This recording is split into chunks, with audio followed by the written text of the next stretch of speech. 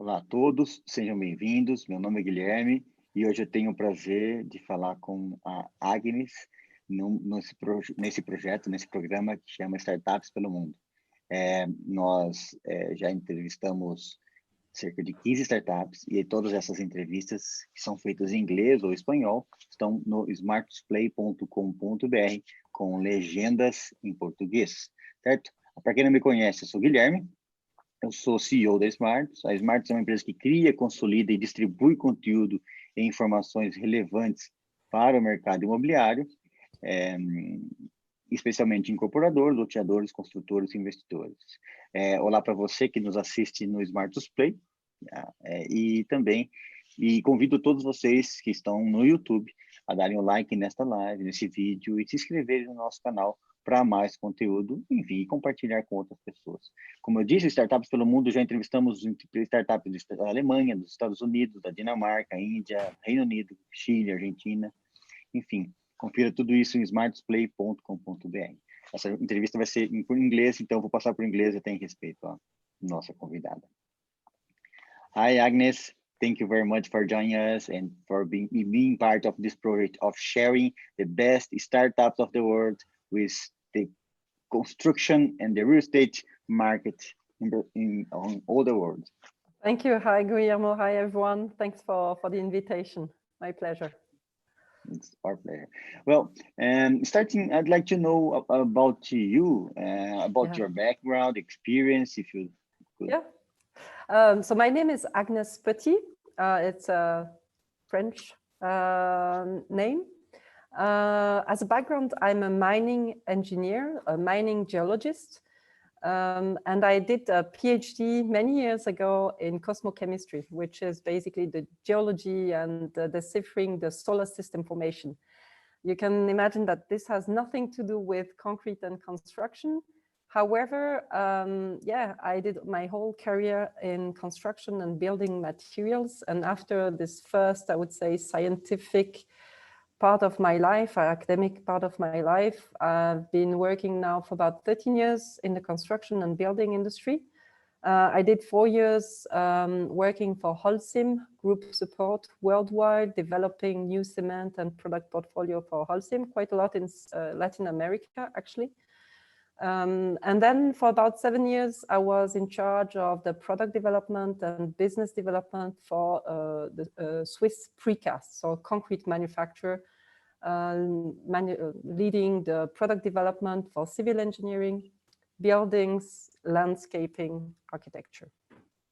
And now, since about 2 years, a bit more than 2 years, I founded Mobbot, a startup based here in Switzerland. That's really impressive, actually. That's a huge experience. And going deeper, well, let's talk about Mobbot. Yes. I have read on the website and I was impressed about your technology. So could you please tell us what the problem you are trying to solve and how your company was created, please? Yeah. So Mobbot is providing efficiency in the construction by a totally new novel technology for 3D printing. What we do is that we automate and integrate advanced robotic of sprayed concrete to build 3-dimensional elements. Today, Mobbot is focusing more on infrastructure, utility product, underground product, but our technology enables to build an element what used to be built within 3 up to 5 days within just an hour. So we have a printing time of about 1 ton within 10 minutes. And thanks to robotic arm and the automation that we have behind, that we have developed, we are able today to provide efficiency on the construction and the job site through customized elements that are done in far much more efficiently, faster, and with less, with a smaller CO2 footprint. Yeah, I guess the balance in cost effectiveness. So because you are going faster, that maybe the key for the success of your technology. So can you go deeper about this technology and how you balance the cost effectiveness of this? Okay, so most of the people, I don't know how many of your auditors know about 3D printing. What we do is really that we took the ideas of what is done in tunneling, so sprayed concrete, which is done since about 100 years, but in a very, very old style. And we have added, took robotics and automation, and we are combining these two worlds. So we are really using very established sprayed concrete technology with a really high tech, I would say deep tech technology about robotics and automation, and to bridge them. What we offer is a system to companies, construction companies, contractors, or prefabrication manufacturer, that enables them to customize utility products or certain elements. Instead of 3 days, I said within 1 hour, the advantage is from the cost point of view, you have already a total cost saving, direct cost saving about 20 to 40, or even some, the bigger the element is, the bigger the cost is, the bigger the cost effectiveness is. And the more complex the element is, the higher the direct cost saving will be. So I would say between 20 and 60% direct cost savings for complex elements. And on top of this, you can add the indirect cost efficiency through the productivity. So instead of an element that takes 3 days, you do it in 1 day. So of course you have indirect cost effectiveness. So all in all, I would say my estimation, it really depends on project, on volumes, on very different aspects. You can have up to 80% cost savings. And in terms of CO2 footprint, this is also important. We have shown that with our technology, you can at least have 30 or even 50% CO2 footprint saving. That is really interesting. And in terms of products, what are your products and solutions? So if people want to buy from you. So what we are selling is basically a system, a 3D printing system. So it's a robot that contains the entire printing, let's say, the pump that are necessary to manufacture. The robots with all the intelligence which is behind, and the software to operate the robot. So it's our product is a mixture between hardware and software. Perfect. And in case you probably target on big companies that want to buy the robotic structure, or intermediate one that you want to hire or to rent for small companies, that are your targets. Mm-hmm. So today, the application of our product, or the application of our system, is rather in the utility and underground application. However, this morning I had a customer visiting us, and he's thinking about really like building elements for the building. And right now we are more at a stage where we really focus on companies that have sufficient amount of volume of product that are for utility products, like underground construction, or let's say it's a stationary system that enables to prefabricate also for the larger construction companies, also their elements on the job site. I don't know if I answer your question. Yeah, sure. Yes, okay. You did. And well, and what are the key points of differentiation, or what makes you different in terms of company? Different from other 3D printing, or different from the conventional cast in place method? Well, I think that, well, I was talking about the other 3D printing companies, but if you go deeper, broader on your question, would be nice. Yeah. So if you know 3D printing, our main differentiation, comes from the technology itself. So you can, with our system, you can use your own raw material, which means that you can decrease your cost by 2 to 3 compared to like I would say, the traditional 3D printing. Second, we can integrate rebars, so passive reinforcement is possible with our method. And third, well, because you can really customize everything and we are using sprayed concrete, we have no weaknesses between the joints. So in terms of dimensioning and in terms of acceptance through the end user, or let's say the engineers, the way they design things up to now is still valid. So the norms, the standards are still valid with our elements. And this is very important because we have no weaknesses between the layer. And basically you take just a public bidding, and what you think is not, how can I suggest in a different way through a 3D printing? It's more the process which is behind, which is different. Yeah, and well, thinking about your high technology company, and what stage of the development you are? So what do you intend to do, but still don't have, and so just to understand the roadmap of development of yeah. So the company was founded in March 2018. Personally, I'm working on 3D printing since 5 years on other technology of 3D printing. The company has been founded in March 2018, and within 2 years now, what we did is we developed a system, a printing system that can go to customers, that they can rent and they can use themselves. So we are more like in a beta phase of the utilization of our system at customer site. Today, for this year, we are focusing on the Swiss market, and our objective starting from 2021 is to go abroad and to go to discover new opportunities, new markets, and outside Switzerland.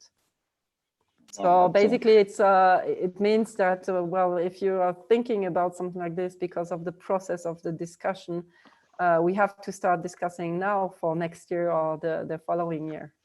Yeah, I understand. And so in terms of countries that you work currently, is only Switzerland, right?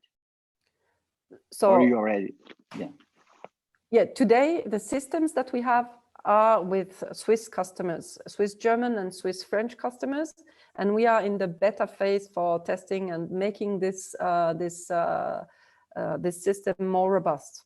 We are this year we are not ready to send a system to Brazil or another country, but starting from next year onwards, we want to have customers outside of Switzerland. Yes. And talking about one successful case of yours, of course, you are not exactly on the full product delivered, so you maybe have not delivered all the benefits of your technology, but in case, but the ones that you already have delivered. So can you go deeper about what the clients say and how they explore your technology? I will give you two very short stories. The first one, it was in summer last year. On the 10th of July, Laurent, a job site manager from a construction company here in Switzerland, called me, and he was really in trouble because he was building three railway stations.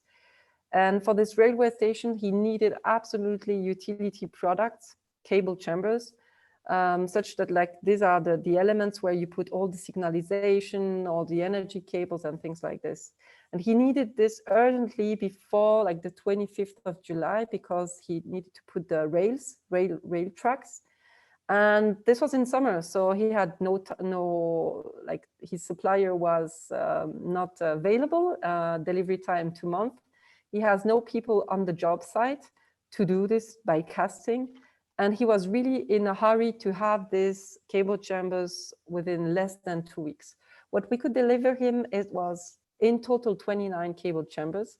The first 18 cable chambers product were delivered within 6 days, 6 working days. While we were delivering the first truck, he was calling me in the morning at 6:30 in the morning and adapting his needs to the progress of the job site.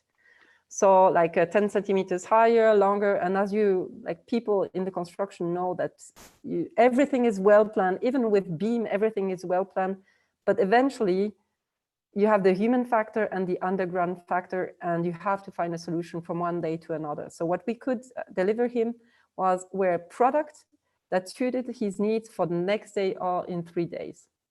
And he was so happy that after the summer holiday, he called me and said, well, look, I know we had only 7 additional elements, but we want really to do the whole project with your elements, because we really can adapt to our needs. So in total, we delivered him 29 customized cable chambers. So for him, it was really cost and time saving. And the second story is that 3 months later, we had a customer that called us and said, look, I heard about this story and I'm doing this kind of elements.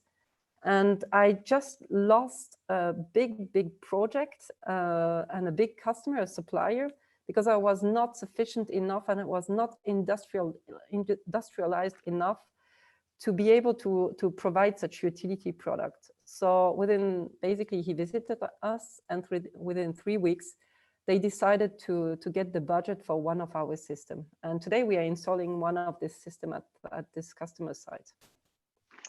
That's impressive. That's really nice. Congratulations. Thank you. I'm sure it's it'll the be beginning. a successful it's the beginning of something very big. And what they're looking for at the moment, maybe investment, expansion, consolidation, growth. Well, yeah.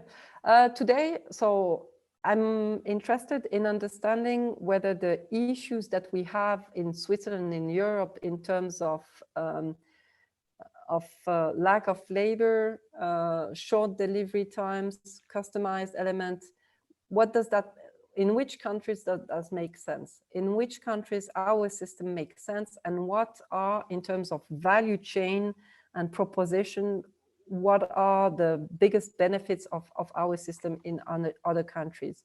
So really to explore and to understand, yeah, what are the volumes that are needed? What are the price on the market for such element?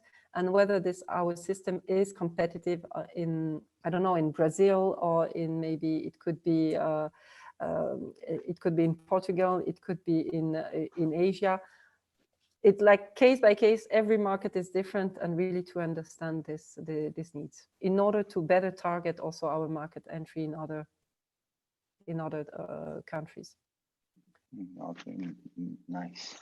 And well, I'd like to go now on a broader discussion about the real estate industry. Do you think that it is more? It's kind of of course, it's seen that is more conservative in relation to other sectors. And Yes. do you think that it also happens in Switzerland? Yes, definitely. Real estate construction is one of the most conservative and slow-moving sector, and that's what makes it very interesting.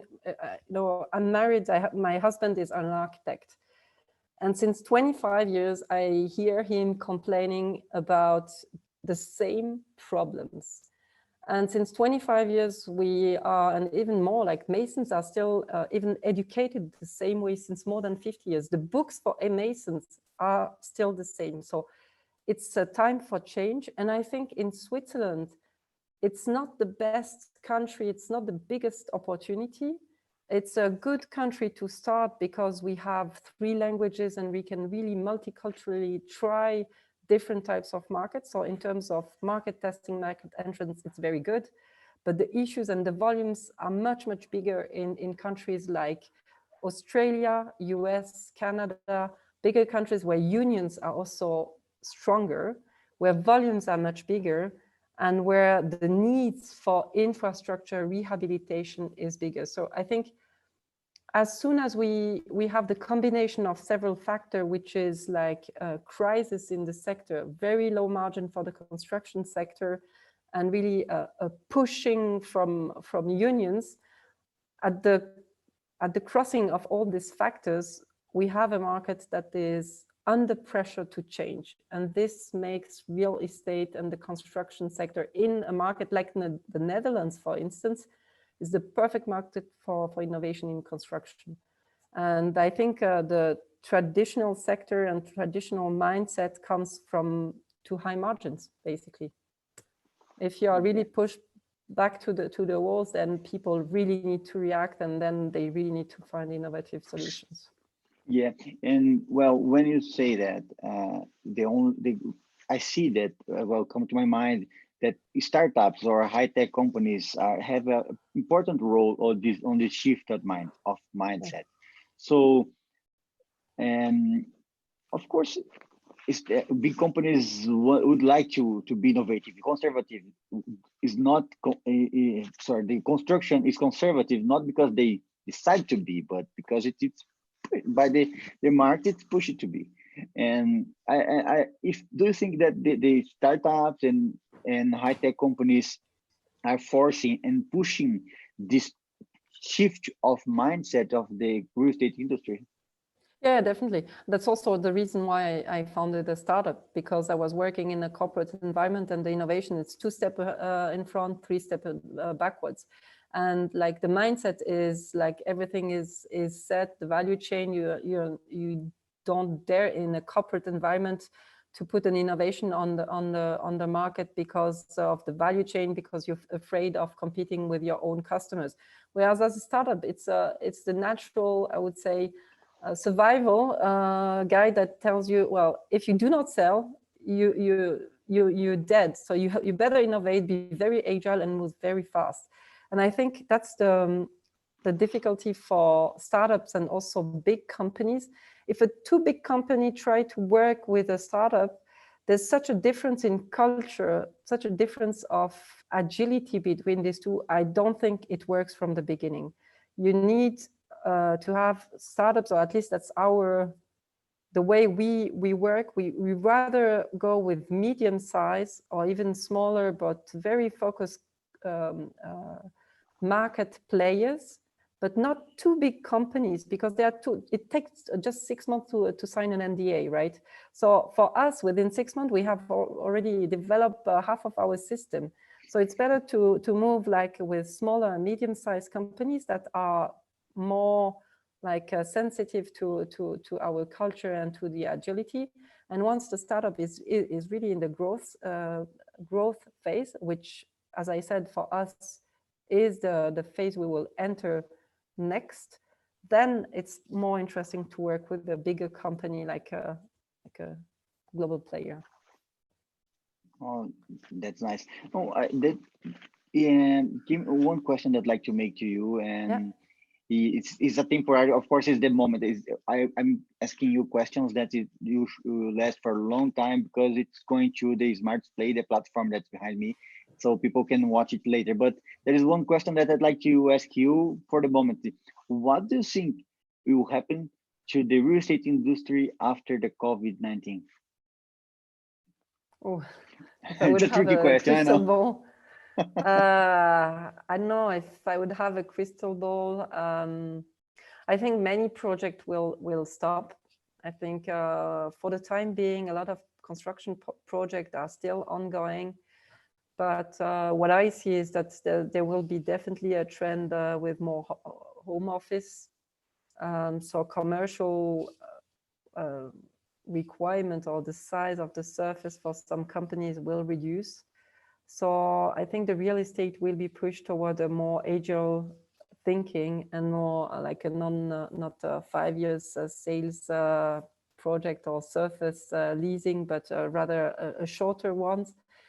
But I don't have any crystal ball. I don't know how it will be. I'm sure that like everyone we will have to think, to build, and also to adapt our business model in a different way, to a different mode.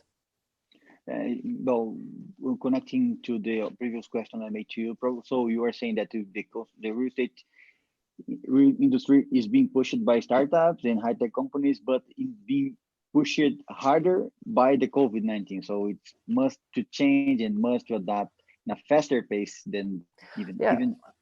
I think, well, basically, I would say like it's the big giant will fail at some point. So if the big giant doesn't move, some startup will take over. Like look at WeWork, even though they are not doing everything right, and you have quite a lot of questions about this company. It started as a startup. So I think if people do not move now, tomorrow they will be disrupted by a startup that will grow faster. Yeah, yeah. And well, talking about the relationship between companies, what type of partnership or collaboration you think that are most sustainable for both big corps and or in small and mid-sized high-tech companies? Yeah. So I can speak for us, for Mobbot. We are very interested in partnership with companies that are like real estate developers for sustainable housing, sustainable project. Also for companies that might invest and might finance infrastructure. Infrastructure has a huge needs. It's 6 trillion per year that are required over the yearly until 2030 to rebuild the infrastructure worldwide. So I'm sure there are some players that are financing this kind of project, that are looking at different types of criteria how to finance this. There are construction companies that are looking in a different way how to construct this. And for us, it's we are really looking at partnership with, being it real estate developers, being civil engineering officers, contractor, key opinion leaders that are pushing towards like sustainable infrastructure, sustainable and durable infrastructures. Very nice. And well, you seem to be a very promising and a very high potential startups, and you seem to and you are being very successful on this innovative journey. So I'd like to ask you if you could give a piece of advice to other startups that want to start, that are at the beginning of this innovation journey. So what would be? Yeah, we are at the beginning. I think we are really at the beginning. I consider ourselves as being at the beginning, but I would say just try it, because if you don't do it, I think you need, as a startup, you need not only the good technology and the market, you need absolutely to have the right moment. That stars are aligned and you try your project. And I think now it's really the perfect time with the COVID. So now or never. Well, this is really nice. Agnes, it was a huge pleasure to have you here. It was amazing to know more about your company and know more about yourself as well. So thank you very much. And thank you, Guillermo, for the invitation. Thanks for the good questions and the discussion. Thanks a lot. Well, see you soon. Let's keep in touch. See you soon, and let's print the future together. Yeah. Bye-bye. Yeah, that's a good phrase. Bye-bye. Thank you. Bye-bye. Thank you.